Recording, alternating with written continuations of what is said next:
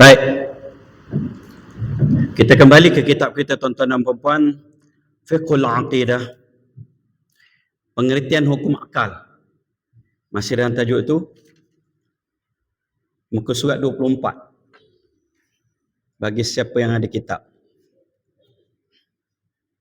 Qala al-musannifu rahimahullahu ta'ala nafa'ani wa iyyakum bi'ulumihi fid darain. Apakah arti harus? Di situ kita berhenti tuan-tuan dan puan-puan.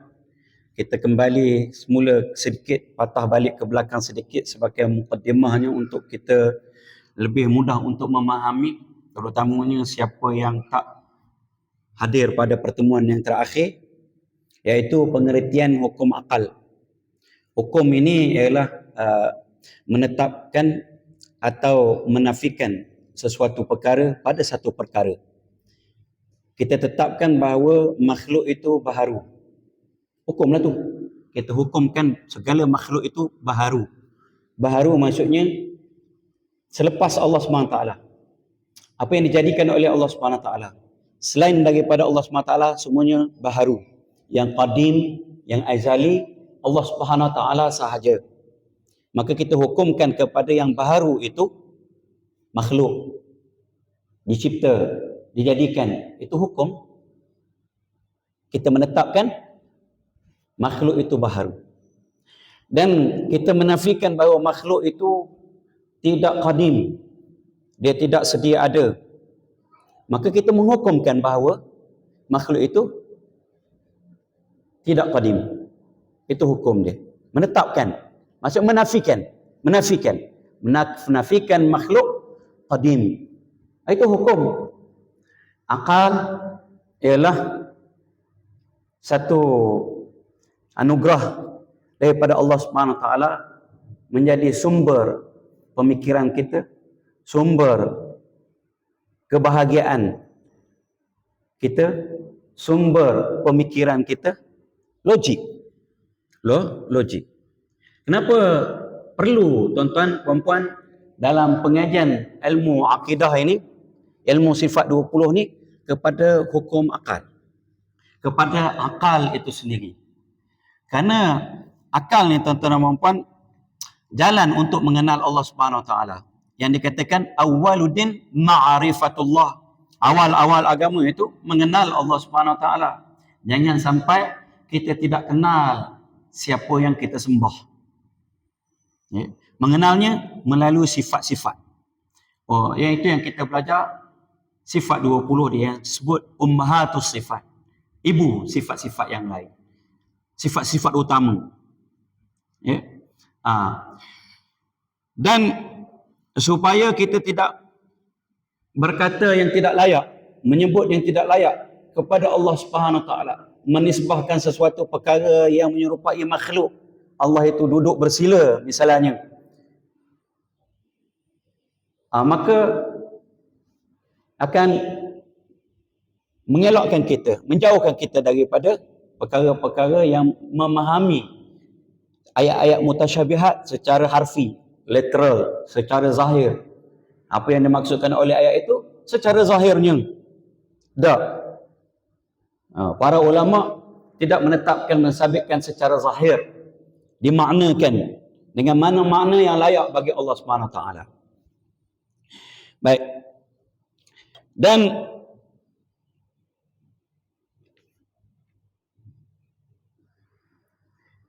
itu dia tuan-tuan dan puan-puan, kepentingan akal. Itu akal ini sebenarnya tidak boleh dipisahkan dengan syarak.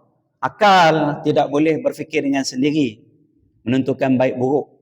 Dia mesti dipimpin oleh wahyu, Al-Quran, hadis yang kita sebut dalam bentuk syarak. Ya? Dan syarak juga tidak boleh ada kalau tidak ada akal. Ya. Sebab itu kita kata la dina liman la aqla lahu. Tidak ada agama bagi orang yang tidak ada akal. Orang gila tuan-tuan dan puan-puan, tak ada agama. Tak ada agama maksudnya tidak taklif. Dia tidak dibebankan dengan tuntutan syarak. Dia sembahyang, dia tak sembahyang, dia tak berdosa. Dia buat melakukan kesalahan, bagi dia tidak salah. Tidak ada dosa pahala bagi dia. Kalau tidak ada akal, maka tidak ada agama.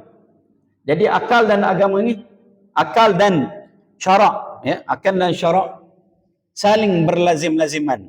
Maksudnya, akal memerlukan syarak, syarak memerlukan akal. Tidak ada syarak kalau tidak ada akal. Tidak ada agama bagi orang yang mengikut akal semata-mata.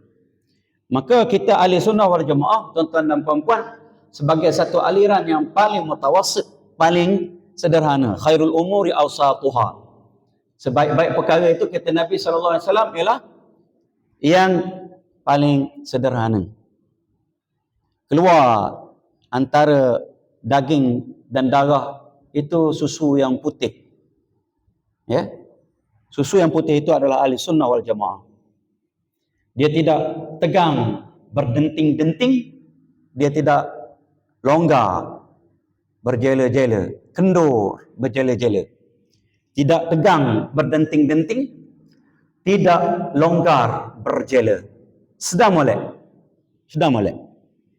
Mengagungkan akal, jadi ahli falsafah. Setengahnya. Mungkin akan jadi Mu'tazilah, Qadiriyah. Tak tolak terus akal, dia jadi tidak ada kawalan. Macam sekarang ni, macam-macam disebut. Allah SWT boleh beranak. Contoh. Nasib baik dah diharamkan. Dari fatwakan sesat. Sebab tak belajar hukum akal. Hukum akal ada yang mustahil. Mustahil, ta'aluk qadrah tidak tertaluk kepada, tidak tertuju, tertawajuh kepada apa? Kepada yang mustahil. Ada anak, bagi Allah SWT, Allah beranak, mustahil. Lam yalid wa lam yulad. Laisa kamitslihi syai'. Betul dihujahkan. Innallaha bikulli syai'in qadir. Allah SWT itu maha berkuasa di atas segala sesuatu. Bukan semua yang termasuk yang mustahil pun Allah SWT, kudrat Allah tertawajuh, tertuju kepada situ, berfungsi pada situ. Tidak. Bolehkah Allah SWT di atas hujah dan dalil mengatakan bahawa Allah maha kuasa? Allah menjadikan Allah satu lagi. Tak, mustahil. Akal kita tak boleh terima. Ada Allah yang kedua serupa dengan Allah yang pertama. Dan Allah yang kedua mesti kena jadi. Kalau anak-anak mesti kena jadi. Dia bukan Tuhan lagi. Dia bukan sebagian Tuhan lagi. Dia bukan Tuhan. Dia dicipta. Bila dicipta, dia makhluk. Mustahil lah. Anaknya, ayahnya qadim, anaknya pun qadim. Ini sebenarnya disebut oleh Ibn Hazm sebenarnya, dan ditentang habis-habisan oleh Al-Imam As-Sanusi. Lama dulu. Ni muncul pula baru-baru ini. Hak ni. Pemikiran begini bahaya. Inilah hukum akal. Penting untuk mengawal kita punya pegangan, kita punya pemikiran kita. Supaya tak gelincuh. Tak menyeleweng. Tak tersasar. Tersesat akhirnya. Ni. Jangan kata Allah Maha Kuasa macam-macam dan sebagainya. Boleh turun ke sarap, boleh turun atas belakang nyamuk. Contoh. Dah Allah boleh mematikan dia sendiri. Boleh? Mustahil. Tak jatuh orang tak tanya dah benda tu. Benda itu mustahil. Ya? Gerak dan diam dalam satu masa. Boleh? Gerak dan diam dalam satu masa. Boleh? Terang dan gelap dalam satu masa. Boleh? Ada dan tiada dalam satu masa. Boleh? Mustahil akal. Akal mustahil. Tidak akan terjadi. Tak payah tanyalah kereta tu boleh beranak tak keluar orang. Pertanyaan itu pertanyaan tak kena dah. Tak kena dah. Kalau ada tanya tu berat benar. Mentalnya berat benar. Dia kata, kereta tu boleh beranak orang lah. Beranak kambing ke? Kita ternak kereta pula. Keluar motor. Contoh, beranak motor pula. Tak ada. Orang tak tanya dah tu. Mustahil akal. Ya. Tapi kalau orang yang tidak terikat, tak belajar yang ini, tidak menghayati, mengamalkan, memahami hukum akal, mungkin kan. Baik.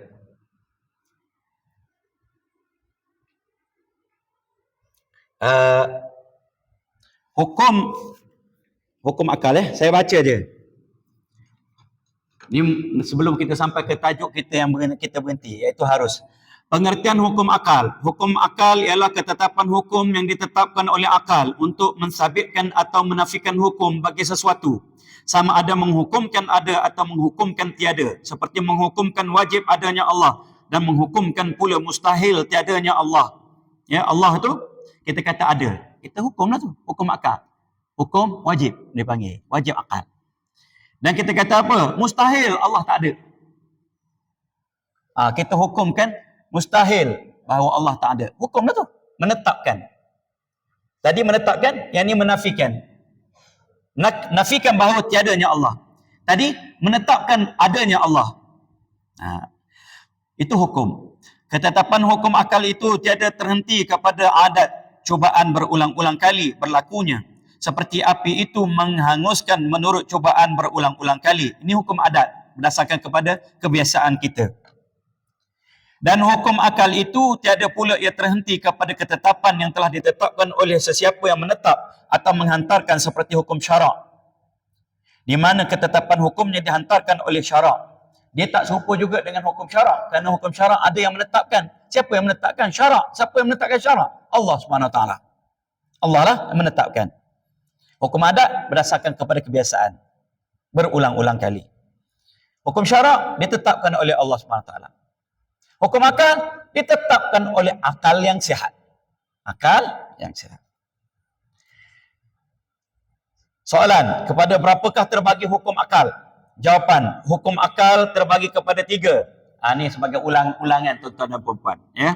Wajib, mustahil, dan harus. Ya. Hukum akal terbagi kepada berapa tuan-tuan? Kita buat interaksi sikit apa semua supaya ingat. Ilmu ni nak kena tubi tuan-tuan dan puan-puan. Tubi.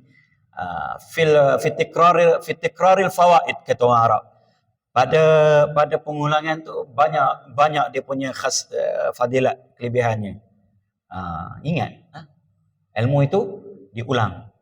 Tengok, dengar, baca, amal, hayati, sampaikan, ulang, insya-Allah tak lupa. Tuan-tuan balik tanya anak-anak.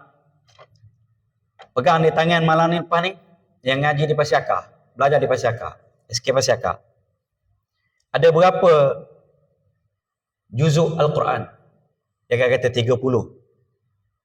Ada berapa surah Al-Quran? Dia akan kata 114. Ada berapa ayat Al-Quran? Dia akan kata 6,236 ayat. Ayat Al-Quran itu terbagi kepada berapa bahagian? Dia akan jawab pada 2 bahagian. Apa yang pertama? Makkiyah. Apa yang kedua? Madaniyah. Tuan-tuan tanya pula Makkiyah tu apa? InsyaAllah dapat. InsyaAllah dapat. Tanya ada yang 4. Dari 3 pun mungkin boleh 2. Cubalah tanya. Kalau tak dapat, anak tuan-tuan mungkin khayal waktu di sekolah. Minta maaf cakap.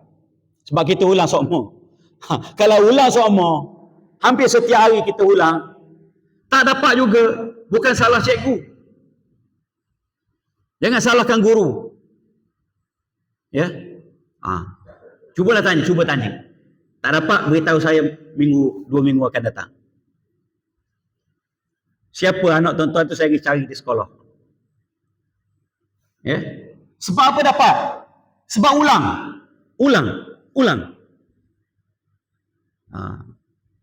Tu baru siap lagi. Baru siap. Papan putih. Besar. Kita letak kat Dewan Terbuka Al-Ghazali itu. Kita akan tulis. Kita akan ulang. Bacaan Al-Quran, apa semua. Bacaan apa? Bacaan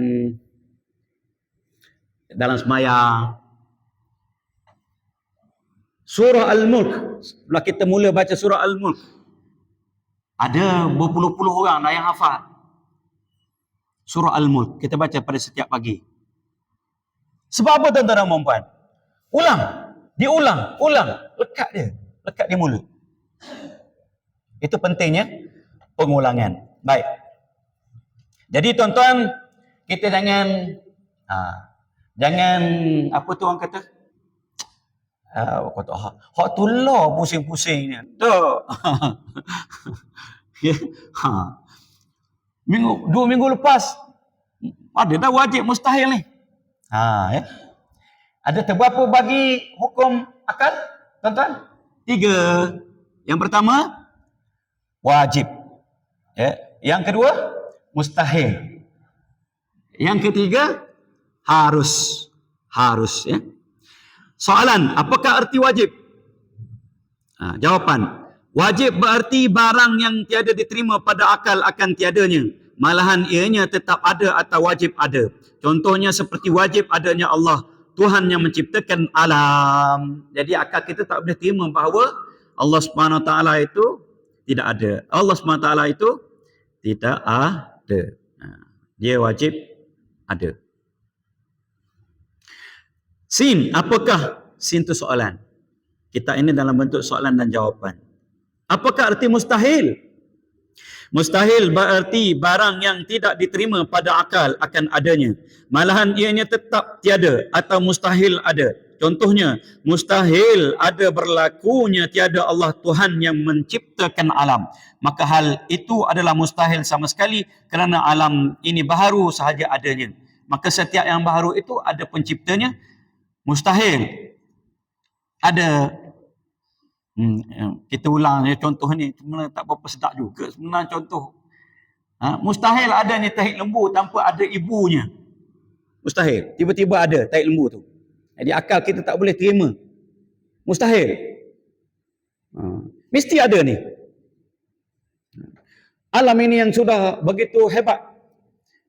Mustahil tiba-tiba ada daripada tiada. Mewujudkan diri sendiri ke? Tanpa pencipta. Akal yang sihat tak boleh terima. Mustahil pada akal. Baik. Justru itu sudah tentu alam itu ada yang menciptakannya menjadi ada. Sin. Di sini kita berhenti tuan-tuan. Di sini kita berhenti. Apa soalannya? Kita minum air dulu. Ya, dia ni kita kena slow dulu. Rehat, relax, tenang, ya. Ini dalam proses mendefinisikan ataupun mentarifkan. Tuan-tuan jangan miss ta'rif ni. Miss ta'rif nanti sudahlah dah. Apa dia? Itu yang terawang-awang. Ya.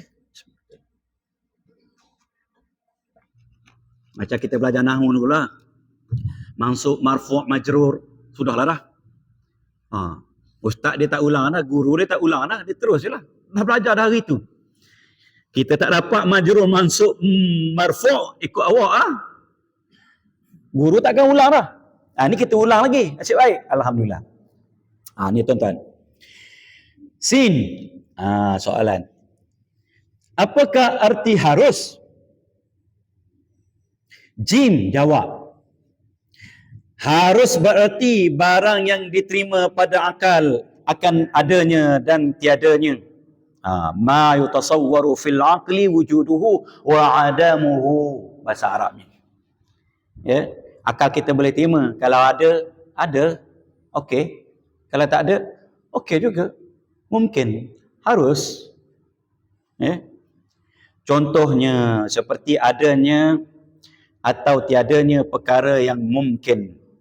Dalam kurungan sesuatu yang boleh jadi ada atau boleh jadi tiada, iaitu segala makhluk. Itulah yang disebut mungkin. Mungkin ini apa dia tuan-tuan dan puan-puan? Segala makhluk ni semuanya mungkin. Boleh ada, boleh tak ada. Kita ni boleh ada, boleh tak ada. Anak kita boleh ada, boleh tiada. Mungkinlah tu. Mungkin ada, mungkin tak ada. Kita sebut mungkin. Orang Arab mungkin. Mungkin ada, mungkin tak ada, akal kita boleh terima. Ya, itu mungkin. Justru itu adanya atau tiadanya makhluk ini adalah satu perkara harus dua. Harus, bukan harus Indonesia. Ini kita sebut sokmo. Sebab orang kita banyak tengok drama, filem, sinetron Indonesia, dia harus bermakna wajib. Harus di sini makna jaiz, jawaz. Jaiz maknanya akal kita boleh terima dengan senang begitunya, tak boleh maksudnya dengan mudah saja akal kita menerima. Benda ni boleh ada, boleh tak ada. Ya. Benda makhluk, benda tidak mustahil. Benda tidak wajib. Kalau yang wajib mesti ada. Wajib akli Kalau yang mustahil mesti tak ada. Kalau yang harus mungkin ada, mungkin tak ada. Tentu ada masalah. Harus ni. Ya. Dan semua yang baharu. Mungkin semua yang baharu adalah makhluk. Ya. Baharu itu lawan pada qadim. Qadim itu azali, sejak mula. Kita panggil sejak ke? Sejak kan takut ada jarak pula, jarak masa pula. Dah memang azali. Memang sedia ada. Tidak ada permulaan. Itu qadim. Itu qadim. Allah saja yang qadim. Selain daripada itu, makhluk. Barang yang dicipta, dipanggil baharu lah tu. Baharu. Ya? Bukan baru. Ya? Perkara baharu itu, baru dijadikan oleh Allah Subhanahu Wa Taala. Tu. Ada beza baru dengan baharu. Ngajar bahasa Melayu lah pula, Mamat. Dulu option bahasa Melayu. Ada bahasa Melayu pun ya, agama pun ya. Tu. Jangan main-main apa-apa gitu. Baik.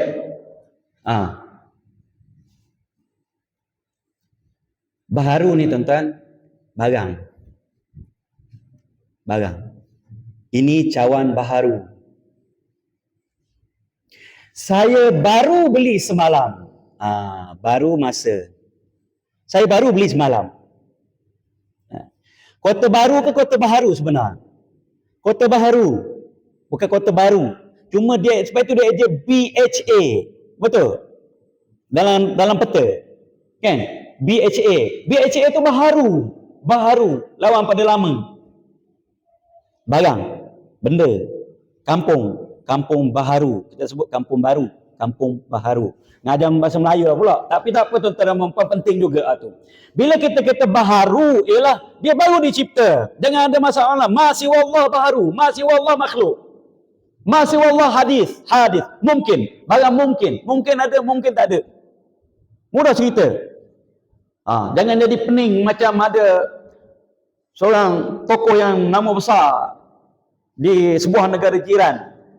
Tanya Arash pun dia pening. Wallahu a'lam jawapan dia. Arash Allah SWT. Arash tu makhluk.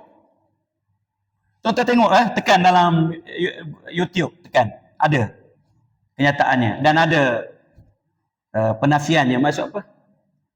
Dia menjelaskan semula bahawa Arash itu makhluk. Itu bergelar doktor tu. Bergelar PhD.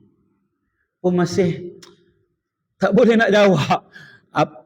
Arash tu apa? Tak boleh nak jawab. Wallahu a'lam. Tanya budak dari satu sekolah kita, Arash tu apa? Makhluk. Selain daripada Allah SWT makhluk. Jangan buat pening. Baharu belaka. Baharu maksudnya baru ada. Tu baharu. Orang tua kita biasa rak. Pak, jatuh pecah. Cawan ni beli mana ni, Mamat? Langkawi. Kalau satu set biasanya pecah, mengamuklah yang beli tu. Saya tak ada masalah pecah. Biarlah kita sampai masa dah. Likulli syai'in ajal. Setiap sesuatu itu ada ajal dia. Bukan kita je ada ajal. Bukan binatang yang hidup itu saja ada ajal. Dia ni ada ajal juga ni. Pecah. Sampai ada ajal. Ajal tu ketikanya. Likulli syai'in ajal. Biarlah. Beli hak baru. Apa masalah? Orang tua-tua kita akan kata nak mengobat hati. Tak. Biasalah barang baharu kata dia. Maksudnya apa? Makhluk. Makhluk apa? Ada kebinasaannya, ada ajalnya. Dah. Tak jangan pelik lah, jangan pelik sangatlah kalau ada apa, sebut je gitu. Sampai ajal lah nak buat macam mana. Buatlah macam mana pun. Okay, baik. Harus ya. Harus ini mungkin ada, mungkin tak ada. Kita boleh terima dengan senang hatinya. Dengan mudahnya. Lanjutan pembahagian hukum akal yang 3. Iaitu hukum yang 3 tadi apa dia? Ada hukum akal, wajib akli, mustahil akli, jaiz akli. Ya. Setiap satu daripada hukum akal yang 3 itu, iaitu wajib, mustahil dan harus, terbahagi pula kepada 2 bahagian. Inilah tuan-tuan dan puan-puan yang kita nak kena ingat ni. Yang kita kata nak slow-slow ni. Tadi ada berapa jenis? 3 hukum akal. Kita ulang lagi. Wajib, mustahil, harus. 3. Dan 3 hukum akal ini terbagi kepada berapa tuan-tuan? Pada 2 bahagian. Baik. Daruri dan nazari. Ingat, daruri dan nazari. Itu istilah-istilah dia. Daruriyun kalau bahasa Arab. Nazariyun. Daruri dan nazari. Kita bagi masa tuan-tuan ingat. Daruri, nazari. Daruri, nazari. Sungguh. Sungguh amat. Ulang. Saya pesan seorang anak murid saya. Kalau kita nak menghafal ni, kita ulang 40 kali. InsyaAllah. Faham ke tak faham, apa yang kita sebut tu kita akan ingat. Biasanya. Kalau tak hafal juga, 60 kali. Tak hafal juga, 100 kali. Tak hafal juga 100 kali, ni bungkus dengan kain putih pergi tanam, kebumikan di situ. Di tanah perkuburan Islam Pasiakar tu. Kalau 100 kali ulang, tak ingat juga. Yang lelaki, kita kapankan dengan 3 helai kain putih. Yang perempuan dengan 5 lapis kain putih. Kita kebumikan di tanah perkuburan Islam Kampung Pasiakar. Begitu saya gurau lah dengan anak-anak murid. Bukan saya kata tuan-tuan. Tapi memanglah, kalau 100 kali tak ingat, diulang. Itu je sebenarnya. Ulang. Itu dia kata, fitikraril fawaid. Fitikraril fawaid. Tuan-tuan nak ngafal apa ini, Quran. Hafal. Saya beli satu buku. Ini dikeluarkan oleh Imtiaz. Buku menghafal Yasin. The power of rendition, the power of repetition ke apa? Kuasa pengulangan, tajuk dia. Di satu ayat tu, dibubuh 60 bintang. Kita baca sekali, kita tanda. Sampai 60, insyaAllah hafal. Baca. Yasin. Tanda. Cukup 60, hafal. Esok pula. Wal Quranil Hakim. Tanda. Ulang 60 kali. InsyaAllah. Hafal. 19 tahun tuan-tuan dan perempuan ambil satu ayat 19 tahun akan datang, tuan-tuan jadi para hufaz belaka hafal Quran. Satu ayat satu hari. Ulang 60 kali. InsyaAllah. Tu. Baik. Hukum akal yang 3 tu tadi, wajib, mustahil, harus, ya, terbagi kepada berapa bahagian? 2 bahagian. Yang pertama disebut daruri. Yang kedua disebut nazari. Ya. Okey. Daruri ini definisi. Ta'rif.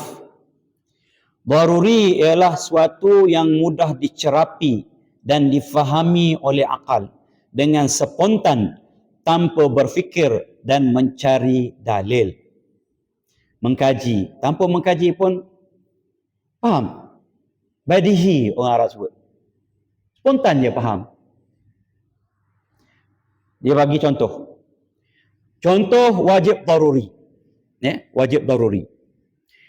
Jirim, iaitu dalam kurungan tu benda-benda yang berjisim. Itu jirim. Ini jirim lah. Jirim lah tu. Dia berjisim. Ini jisim. Jirim lah ni. Ya. Setiap benda yang berjirim mesti mengambil lapang atau ruang sekadar zat dirinya. Kalau buku ni, tuan-tuan tengok, nampak belakang? Tak? 4 segi. 4 segi panjang. Mustatilun orang Arab sebut. 4 segi sama. 4 segi sama pakai tepat, pakai sama tak? Dia hanya mengambil besar ni saja, tuan-tuan dan puan-puan. Ni jirim, ni jirim. Ni jisim dia 4 segi ni, ni. Kita boleh pegang ni. Dia berjisim ni. Ni jirim. Setiap yang berjirim ni, dia mengambil ruang yang betul-betul sesuai dengan bentuk, sesuai dengan ketebalan, sesuai dengan kepanjangan, kelebaran, keberatan. Dia ambil betul tak? Tuan-tuan ada masalah dah ni. Buku ni mengambil ruang dia je. Kita ni mengambil ruang kita saja. Ada masalah tak? Tak ada masalah kan? Baik. Satu itu separuh dari 2. Ada masalah tuan-tuan? Ada siapa masalah? Nak faham? 2 kita sebut. 1 adalah setengah daripada 2. Ada masalah? 1 setengah. 2 1. 2. 2. Nah. 1 adalah setengah pada 2. Tak ada masalah.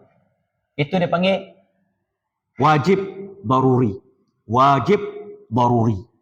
Mudah nak faham. Nah. Baik. Contoh mustahil daruri. Sunyi jirim dari gerak dan diam. Jirim tadi apa tuan-tuan dan puan-puan? Ni. Nak mudah tuan-tuan faham, kita tunjuk lagi benda yang sama. Tak? Ni jirim. Dia berjisim dalam bentuk yang begini. Dia antara 2. Sama ada dia senyap, tak bergerak-gerak, atau bergerak-gerak. Tuan-tuan ada masalah? Nak faham? Mustahil benda yang berjisim seperti ini, dia tidak bergerak dan tidak diam. Tuan-tuan ada masalah? Nak faham? Ada ni. Tak ada respon. Kita relax dulu, rehat dulu. Tuan-tuan ada masalah tak? Dia kata, benda yang berjirim, dia tidak sunyi daripada diam atau bergerak. Di antara 2 ni saja. Kita ni antara 2 saja. Sama ada kita senyap, tak bergerak-gerak, diam gini, atau bergerak-gerak. Ada masalah ke? Tak ada masalah untuk faham kan? Mustahil kata dia. Mustahil. Satu benda yang berjirim. Dia tidak bergerak dan tidak pula diam. Mustahil. Tak payah fikir dah. Ini yang bagi mustahil daruri.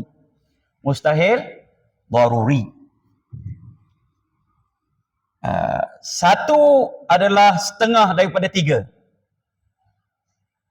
Mustahil. Ada perlu fikir, buat kajian dulu lah. Ngaji ADMAT dulu. Matematik tambahan dulu. Nak faham? Ada? Automatik. 1, kita kata, 1 adalah setengah daripada 3. Ni 3 Kita 1 setengah daripada 3. Mustahil. Tak payah mikir-mikir dah. Itu mustahil daruri. Mustahil daruri. Mustahil daruri. Balik ni kan mustahil daruri. Mustahil daruri. Ni, kira. Tak payah mikir lah.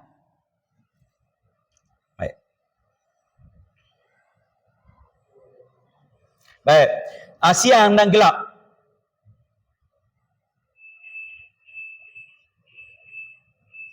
Siang dan gelap.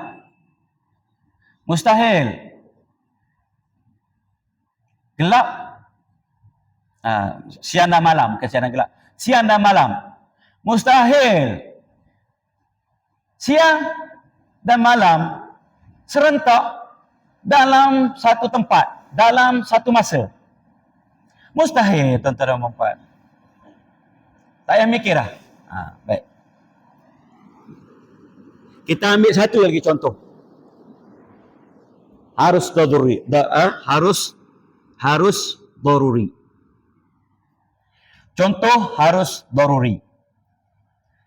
Zainab yang mempunyai suami harus mendapatkan ataupun mendapat anak atau tidak mendapat anak.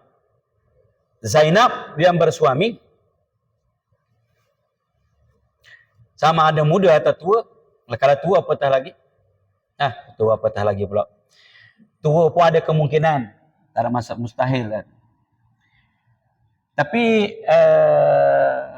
kebiasaannya adat. Adat tak ada. Tapi boleh salah adat. Boleh cari adat. Ya, dah tua pun. Contoh. Mustahil tak? Tak mustahil. Harus je. Harus. Dia perempuan. Muda lagi. Kemudian ada pula suami. Harus ada anak. Harus tidak ada anak. Mungkin ada anak. Mungkin tak ada anak. Harus. Ada perlu mikir? Tak perlu mikir dah tuan-tuan. Buat kajian dulu lah. Ada, tak payah. Jadi panggil harus daruri. Ya. Kita ulang kesimpulannya. Hukum akal ada 3. Wajib, mustahil, harus. Dan ketiga-tiga hukum akal ini terbagi kepada 2 bahagian. Satu disebut daruri, satu lagi disebut nazari. Nazari ini kita akan katakan pertemuan akan datang. Yang kita sebut tadi, daruri. Daruri ini ada wajib daruri, mustahil daruri, dan harus daruri. Yang apa? Yang tidak perlukan kepada kita mikir, buat kajian, dan sebagainya. Secara otomatik je faham. Spontan je faham. Itu tuan-tuan dan puan-puan, baru peringkat ta'arif. Walaupun ta'arif, kita kenalah ambil perhatian, sebab nanti kita akan sebut-sebut juga yang akan datang secara laju je. Ini jirim tuan-tuan dan puan-puan, ini jisim. Tuan-tuan jirim. Alah sudahlah dah. Jisim. Rasa pernah dengar jisim. Makin pening tuan-tuan. Akhir-akhir sekali tak ada. Pasal apa? Susah. Berkata. Baca sifat 20. Padahal mudah je. Tak susah mana. Belajar tajwid pun susah juga. Ma'arif li sukun, mak wajib muttasil, mak jaib munfasil, mak lazim musaqqal kalimi, mak lazim mukhaffaf harfi. Kalau tuan-tuan buat pakai susah. Tajwid tak belajar. Tak payah kata akidah ni. Tajwid pun tak nak belajar. Susah kata mak lazim musaqqal kalimi pula dah. Ini mak lazim mukhaffaf harfi. Ni boleh pilih, boleh 2, boleh 4, boleh 6. Harakat apa pula harakat? Istilah sebenarnya tuan-tuan dan puan-puan memang mana-mana ilmu kita tak boleh elak istilah. Dan istilah biasanya tidak diterjemahkan. Kita tak jemahkan ke Melayu. Nanti dia jadi tak tahu apa, pelik. Kita hanya mentafsirkannya. Kita hanya mendefinisikan, mentarifkannya. Jadi tuan-tuan tangkap takrif tu. Tangkap takrif tu. Barulah kita akan makin seronok. Sebab makin faham. Kalau tidak pun, kita akan jadi macam orang Melayu kita, terutamanya yang teman-teman cakap. Bahasa Inggeris, dia kata susah sebab makin orang makin belajar makin nampak, dia makin tak nampak. Bahasa Arab begitu juga, orang belajar makin nampak, dia makin tak nampak. Lama-lama lari, berhenti dan sebagainya. Akhir-akhir sekali orang kita hanya bahasa Melayu saja yang dia kuasai. Begitu hakikat dia. Tuan-tuan kena terima. Baik. Kita berhentilah dulu setakat itu. Wabillahi taufiq wal hidayah. Wassalamualaikum warahmatullahi wabarakatuh. Kita akhiri majlis kita dengan membaca surah Al-Asr dan tasbih kafarah. Bismillahirrahmanirrahim. Wal 'asri innal insana lafi khusr illa alladziina aamanu wa 'amilus salihati.